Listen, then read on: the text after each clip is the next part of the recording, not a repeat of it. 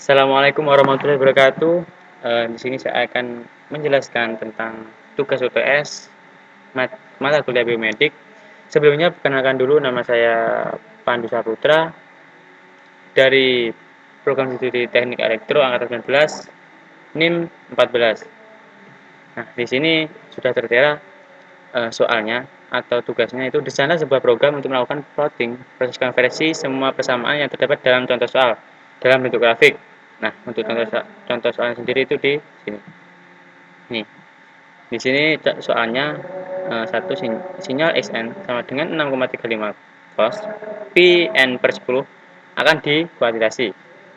Nah, berapa bit per sampel yang diperlukan jika A delta sama dengan 0,1, B delta sama dengan 0,2. Nah, di sini itu tugasnya seperti ini. Plot juga grafik hasil implementasi metode kuantitasasi sinyal. Semua sinyal diplot dengan bisa sampel sebanyak 512 ini. Dan buat laporan hasil eksekusi dari program. Nah, langsung saja ini laporan dari hasil program saya. Untuk rumus manualnya itu di sini kita harus mencari xn max dan juga xn min-nya. Untuk xn max-nya itu sama dengan cos pi n per 10 sama dengan 1, n sama dengan 0, dan xn min-nya sama dengan cos pi n per 10 sama dengan min 1, n sama dengan 10. Nah, untuk mencari A delta 0,1 itu rumusnya itu delta sama dengan x max min x min per L min 1. Nah, untuk mencari L-nya sendiri sama dengan x max min x min plus 1 sama dengan per delta sama dengan 6,35 kali 1 sama dikurangi 6,35 dikali min 1 plus 1 per 0,1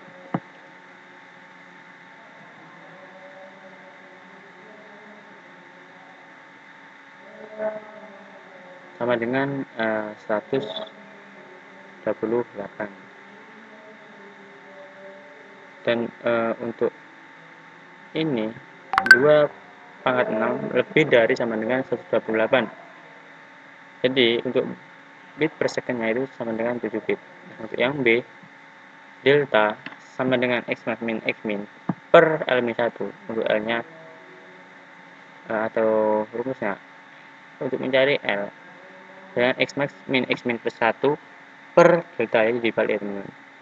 Nah, untuk itu 6,35 kali 1 dikurangi 6,35 dikali 1 plus 1 per 0,02 sama dengan 636.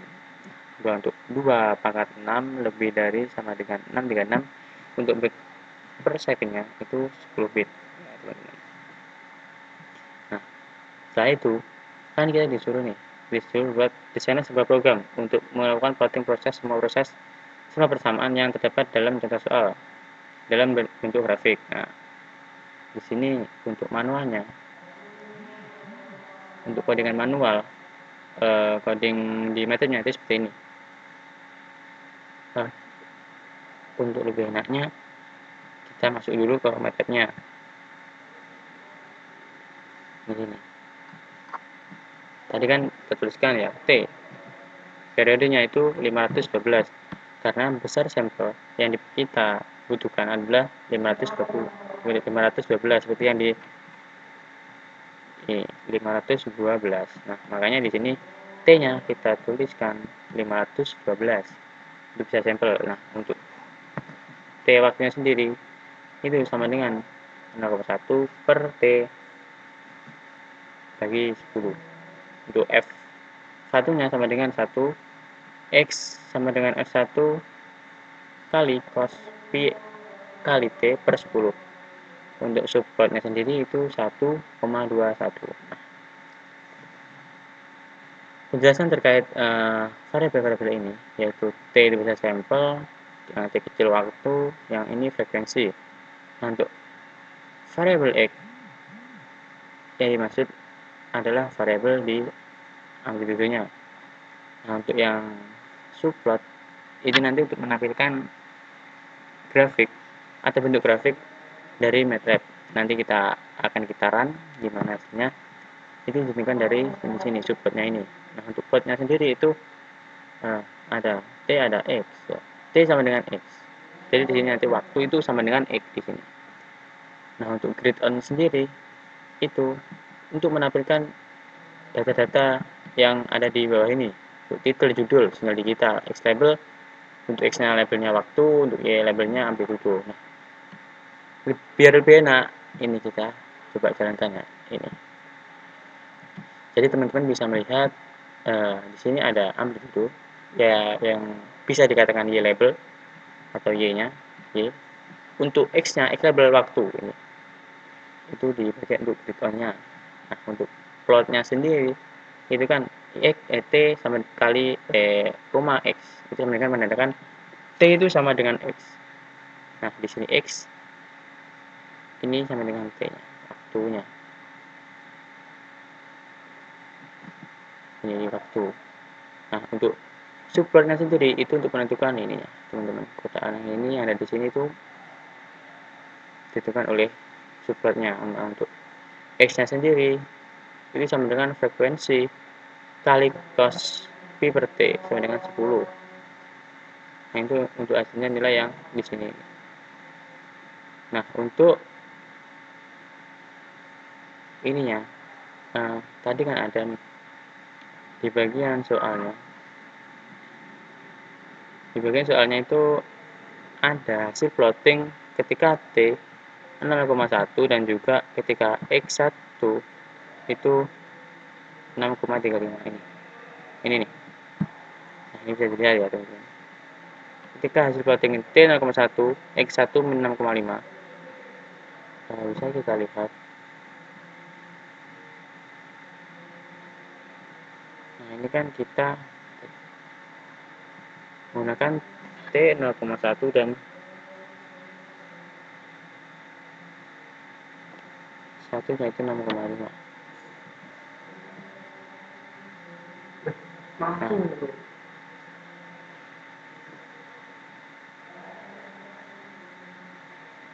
di sini juga ada hasil plotting ketika 0,2, 0,02, F1 nya 6,35. Coba nih kita coba di MATLAB, F1 nya itu 6,35. Ini untuk T nya 1 dan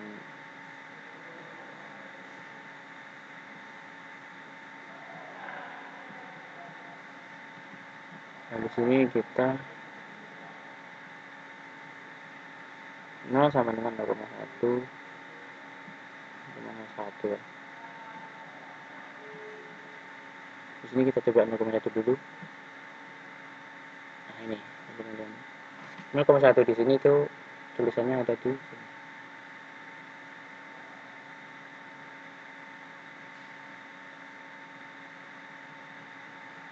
Ada di sini 0,1. Mulai dari sini. Ini 0,1 di sini. Nah, ini tuh berarti nanti 6,35. Oh, di sini. Dan kalau kita ubah, bisa kita ubah nih. Nah, kita cari yang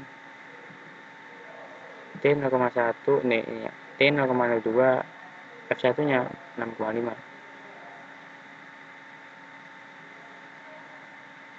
T nya 0,0. Ini kita ubah.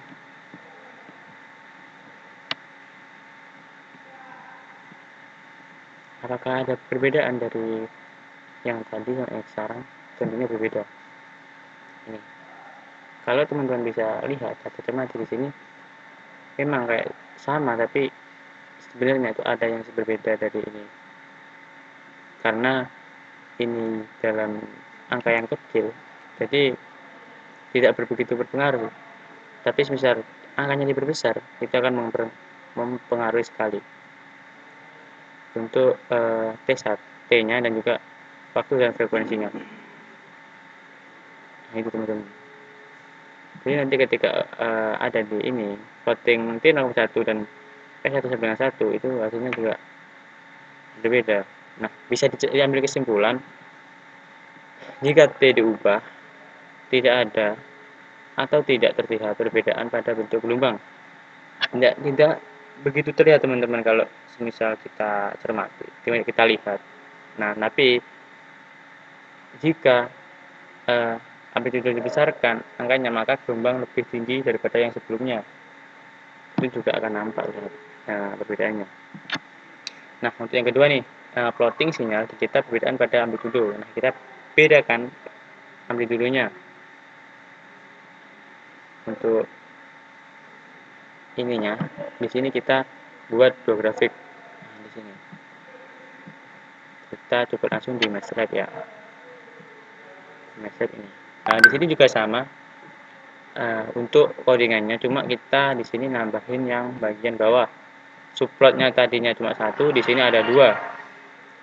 Di sini subplot yang atas untuk sinyal digital waktu amplitudo, dan ada lagi subplot waktu dan Y2 ini untuk mencari amplitudo grafiknya. Yang coba kita lihat ya, hasil perbedaan dari yang awal dan yang kedua ini. Nah, kalau yang tadi cuma nampilin satu kotak grafik persegi panjang yang potret, nah di sini ada persegi perbedaan teman-teman. Di sini ada dua persegi panjang kotak grafiknya. Nah, di sini ada ininya apa? Subplotnya, kotak-kotakannya yang membagi. Nah, kalau yang bawah ini cuma menampilkan gambar gelombang untuk waktu dan juga Y2-nya.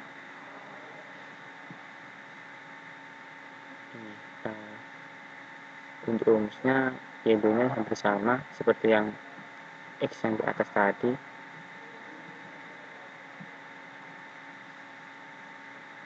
Ini untuk yang pas Pi kali T gitu.